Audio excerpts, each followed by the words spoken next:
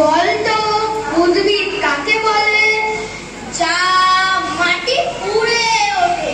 একটা উদাহরণ দাও দেখি। কেঁচো। কি বললি?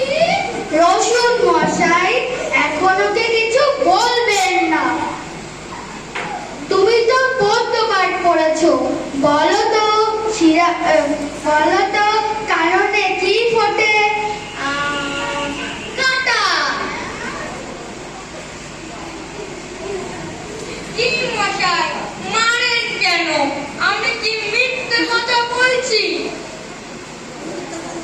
তুমি তো ইতিহাস পড়েছো, বলো তো সিরাজ উদ দৌলাকে কে কেটেছে? পোকায়।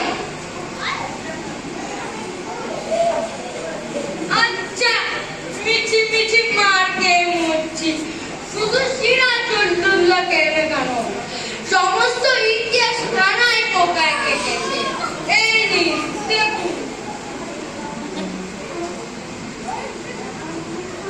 ব্যাকরণ মনে আছে? আছে। একটা উদাহরণ দিয়ে বুঝিয়ে দাও দেখি। কর্তা কি? আজকে ওপারে জল মরছে। কেন বলো দেখি? কারণ তিনি সবসময় ক্রিয়াকর্মে ব্যস্ত থাকে। তোমার মাথা। অঙ্ক শিক্ষা হয়েছে? হয়েছে।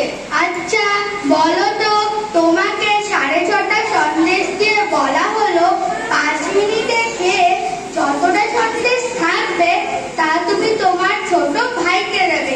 তোমার একটা সন্দেশ খেতে সময় লাগে 2 মিনিট, তাহলে তুমি তোমার ভাইকে কটা সন্দেশ দেবে?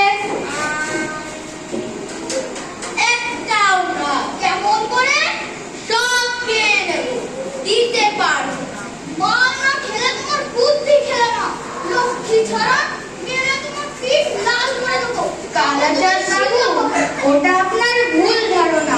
কথা আছে, গাধাকে পিটলে ঘোড়া হয় না, কিন্তু অনেক সময় ঘোড়াকে পিটলে গাধা হয়ে যায়।